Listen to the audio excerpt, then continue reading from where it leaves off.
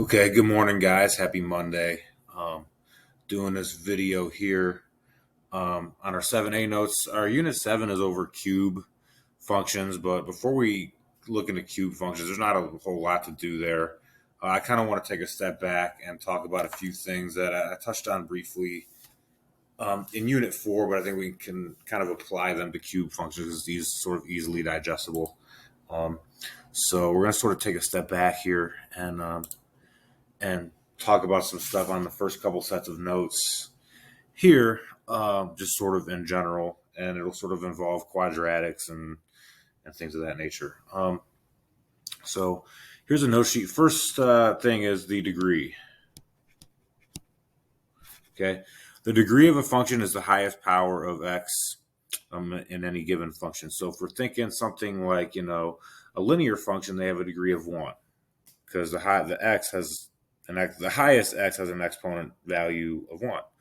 Quadratics have a degree of 2 because, with a quadratic, we have, ax squared plus bx plus c. And so the x squared sort of takes precedent, okay? Cube functions are going to have a degree of 3 because x has the highest exponent of 3 and so on, okay?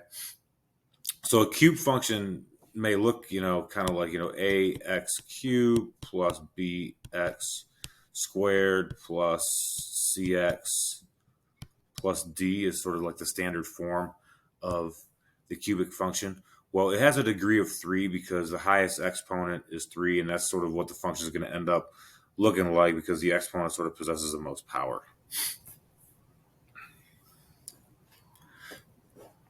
All right. So hopefully we have these all copied down. Pause the video at any time if you need to. I'm going to sort of keep rolling here so I can keep the video nice, short, and sweet. All right. Fundamental theorem of algebra. It states that whatever degree of a function, that function will have the same number of roots. Now, those roots can be real or they can be imaginary. Okay, they could be real or they could be imaginary. I'll rewrite that here.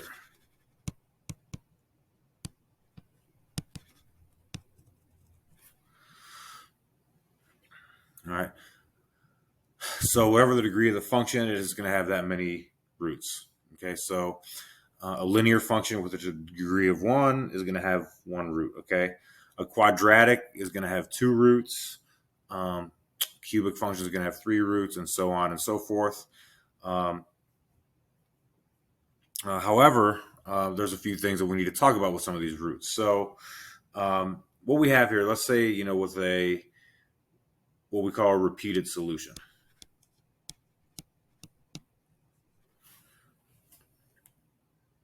Okay, a repeated solution. So a repeated solution is counted as multiple solutions, even though there's really only one. So let's say, hypothetically, we have the quadratic equation, x squared plus 4x plus 4 or something like that. All right, x squared plus 4x plus 4. Just to go to Desmos to save ourselves some time. So we have x squared plus 4x plus 4. All right. Really what happens is we see we only have one root, -2, 0, but that one root is going to be a repeated solution, okay? And it's always going to be a repeated solution when it sort of changes direction across the x-axis like that, okay? So -2 there at that root is really there twice, okay? And also, if we were to factor this equation out, x squared plus 4x plus 4, what it would be x plus 2 times x plus 2 would be that graph factored out, okay? So what happens is x is equal to -2 to set that equal to 0. X is equal to -2 to set that equal to 0. So -2 basically counts twice. And we could always see that whenever it sort of changes direction on the x-axis, sort of rubs across the x-axis, it doesn't cross. So whenever it doesn't cross, you're looking at a repeated solution. Okay. Sometimes a repeated solution, and this is something that I'm going to say often, and this is something that you may hear from other teachers as well. We call it a double root, or at least I do, and that's what I taught. That's what I was taught back in the day. It's sort of a double root because it just sort of appears twice.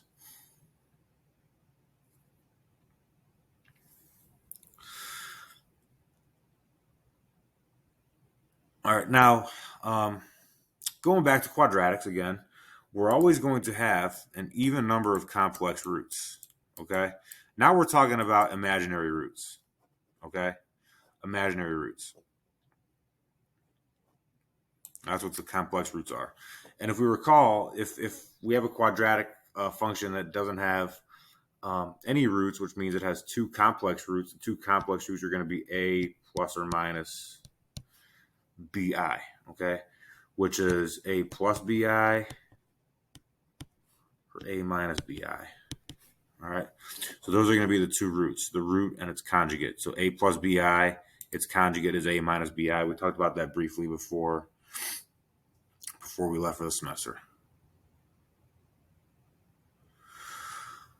All right, so coming along here, if we're in a quadratic equation, or quadratic function, I should say, there's a possibility. We could have two real roots. We could have two imaginary roots. Or we could have one double root. Okay, so in a quadratic, that's sort of our three options. I know we talked about, it could have 2, 1, or 0. Okay, but in practicality, two real roots is two roots. Okay, two imaginary roots is 0 roots. And again, what's going to happen there is we have a quadratic function that kind of looks like this, where there's no real roots. So the two roots are imaginary, a plus bi, a minus bi. Or we could have one double root, okay, kind of like the one we looked at here a minute ago, where that root kind of rubs up against the x-axis and goes back up.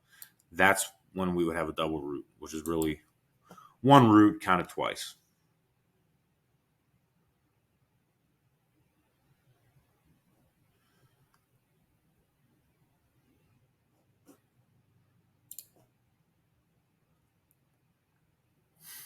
All right. So, and again, cubic function is kind of the same deal. So we know we got to have three roots. Okay, we're going to have three total roots in a cubic function right here. Okay, and again, one imaginary root is always going to give us another imaginary root. Okay, one imaginary root is always going to give us a second imaginary root. It has to. Okay, so if we have an imaginary root of a plus bi, the other imaginary root is always going to be a minus bi. Okay, always, always, always. So if we had a cubic function and we had two imaginary roots, how many real roots would the function have? Well, again, think about it. We have three total roots. Okay, we have three total roots. So if we have two imaginary, think of how many real roots the actual function would have.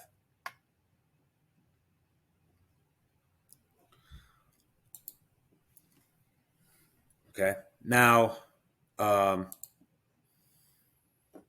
so three total roots. Okay, we can't have an odd number of imaginary roots. So if we have one, then we have two. Okay, it's impossible to have a third. It's impossible to have a third, and we'll kind of look at that a little bit later. All right, so two imaginary roots, how many real roots would it have? Now, if we have a cubic function with no imaginary roots, here's the three roots that we have, okay? And we have, what we would have is we would have one triple root, okay, which would be, again, a repeated solution. I'm going to call it a triple root just because I think it's an easier term. So we could have a triple root, a repeated solution, okay? We could have one double root and two other roots.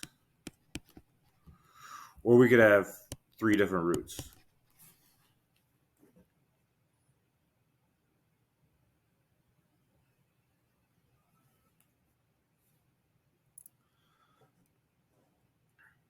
So I'm going to go back to Desmos and I'm going to sort of talk about one of these, One of each. Okay, one of each.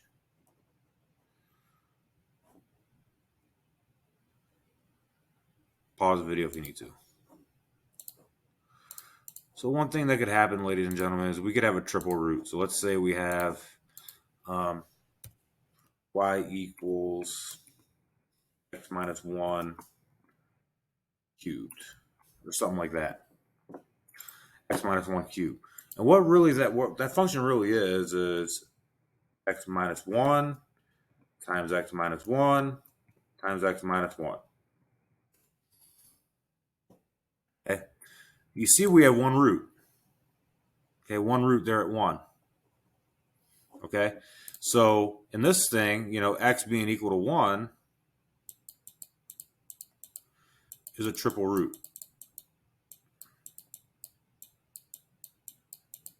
Okay, x being equal to 1 is a triple root. Okay, it's a root that repeats itself 3 times. Okay, and we can see that right there.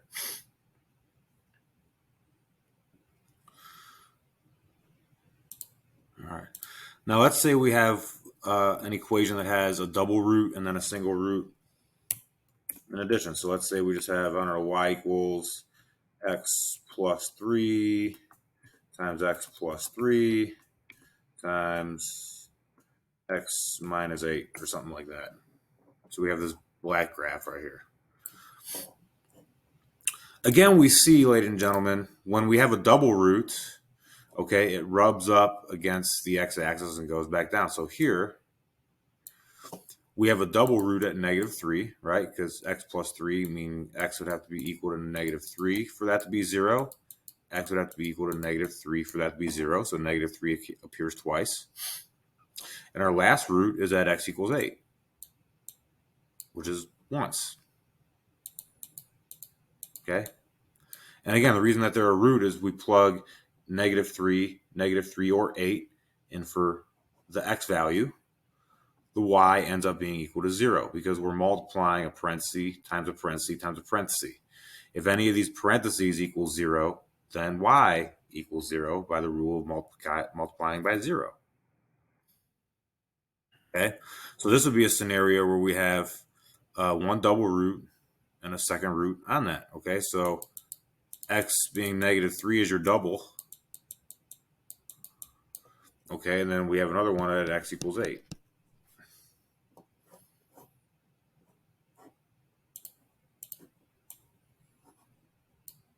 Okay.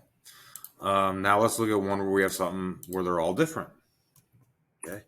Let's say we have y equals x minus 1, and then x minus 8, and then x plus 2, or something like that.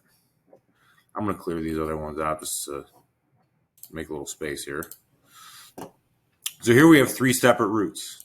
Okay. We have a root at x equals +1, x equals +8, and x equals -2. Right? So here's our -2. There's our 1. There's our 8.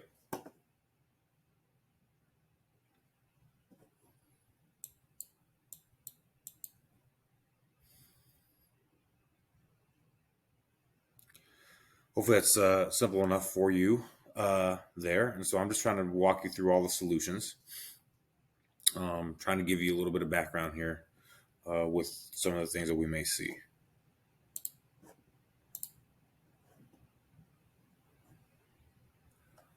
All right. Talked about this a little bit in Unit 4. If we have any function f where f of n is equal to 0, then a function is going to have a factor of x minus n. Okay? And we just talked about that a minute ago. Okay? So, with an x, if an x-intercept, if whatever x value we plug in here gives me a function of 0, then one of the factors of the function is x minus n. In simple English, if 5 is a root of a function, then the function is going to have a factor of x minus 5. Okay? That's what the rule is in plain simple English.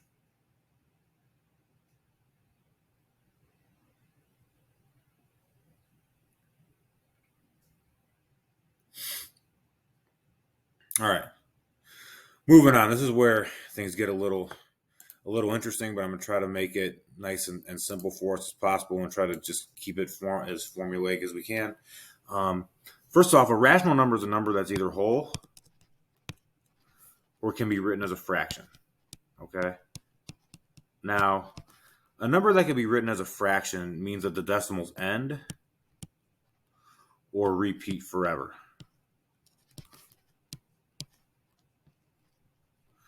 Okay? So that's what a rational number is. Whenever you hear a rational number,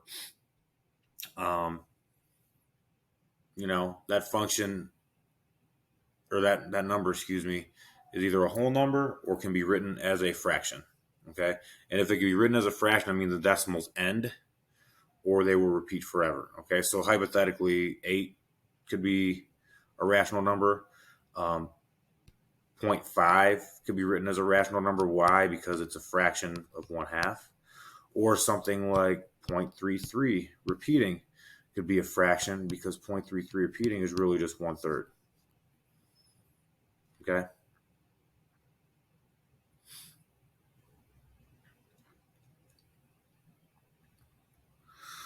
If we were to write a cube function with roots at 5, -2, and 8 with a leading coefficient of 1, okay, we're just talking about leading coefficients of 1 right now. The roots are 5, so x minus 5 is going to be a root. -2, x minus -2, which is x plus 2, would be a root. And 8 would be that, x minus 8. If we go back to Unit 4, Unit 4 will sort of talk about using FOIL and distribution and all that. I don't want to go over that right now. That's back in Unit 4. You can do that on your own and distribute and get a cubic function there.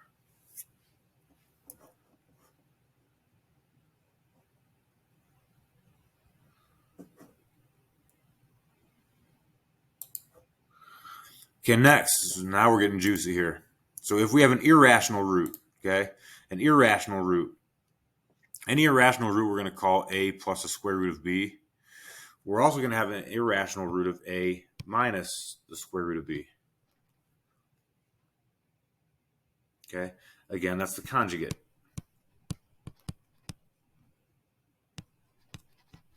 Okay, so if one of our roots is written as a plus root b, we're also going to have a root of a minus root b.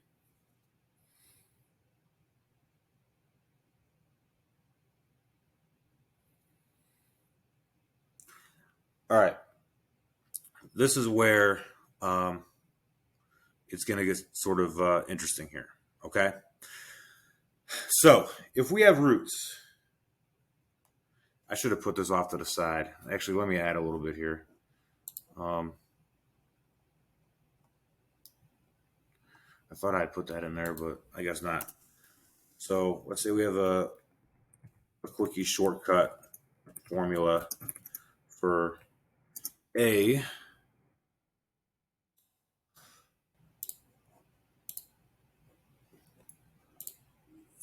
Sorry about this, guys. A plus or minus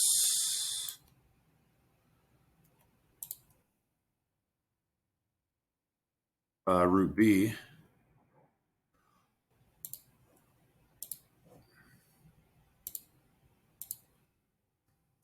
So if we have a quickie shortcut formula for a plus or minus root b, all right, what we're going to end up having as a quadratic function here is going to be x squared minus 2ax plus a squared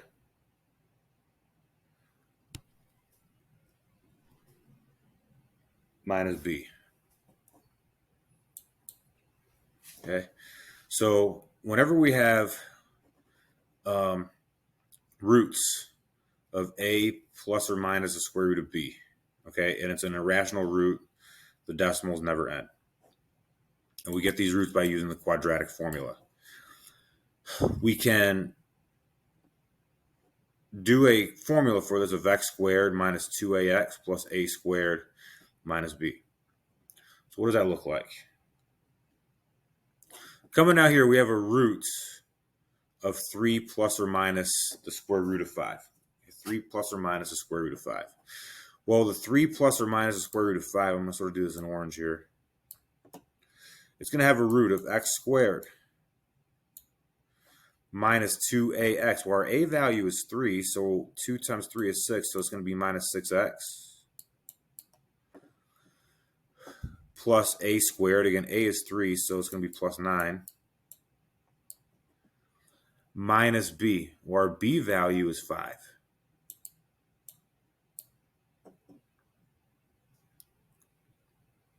All right. So what's going to happen is when this cube function here has a root of 3 plus or minus root 5, really what's going to have the root is going to be x squared minus 6x plus 9 minus 5, which is really going to be x squared minus 6x plus 4.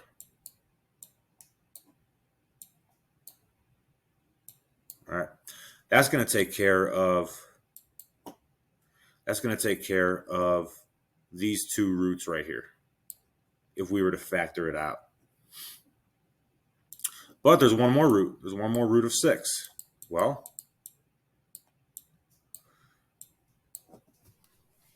that's going to put our other root at x minus 6.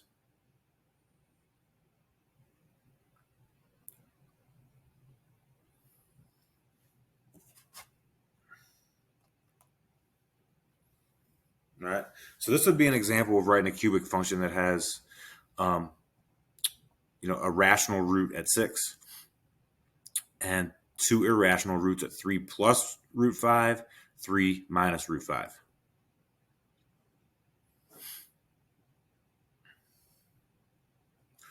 All right, last part of the video. I know this one's going a little long today. If we have a complex root, a plus bi, then the conjugate a minus bi will also be a root. Talked about that a little bit in Unit 5 and up on the top of the notes earlier. And we also have a quickie shortcut formula for this. All right. If a quadratic function has roots of a plus or minus bi, the quadratic equation with a leading coefficient of 1 is going to have this. It's going to be x squared minus 2ax plus a squared plus b squared. So we're still going to have the x squared minus 2ax plus a squared, but here we're going to have plus b squared. Again, I may take some class time or maybe do another video sort of going over why these formulas are the way that they are, but for now, trying to keep it as simple as possible for you. That would be the formula. X squared minus 2ax plus a squared plus b squared. We can go ahead and pause the video if we need to. I'm going to go on down to this last example problem here. So let's say we write a cubic function that has roots of 8 plus or minus 3i and 7 and the leading coefficient of 1. We'll talk about when the leading coefficient is not 1 a little later. For right now, I'm trying to keep it as simple as we can. So a plus or minus bi. Okay, so our a value is 8. Our b value is 3. Okay, so with the 8 plus 3i, again, we're going to have x squared plus 2ax, or plus 2ax or minus 2ax, sorry. Minus 2ax. So minus 2 times 8, which is 16x. Plus a squared. A is 8, so we're going to plus 64. And then we're going to plus b squared. B is 3, so we'll add 9.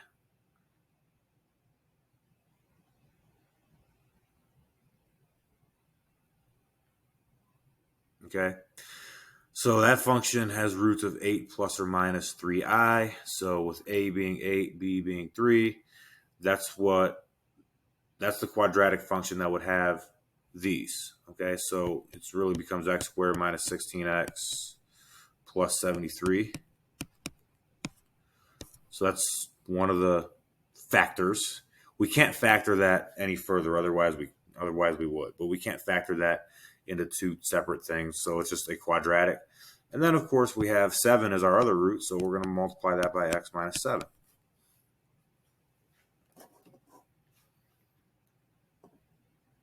So if we multiply x minus 7 times this thing, we're going to get a cubic function that has 8 plus or minus 3i and 7 as the two roots.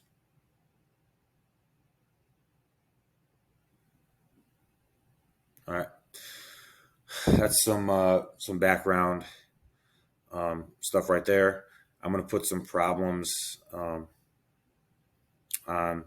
the bottom of this note sheet here for you guys to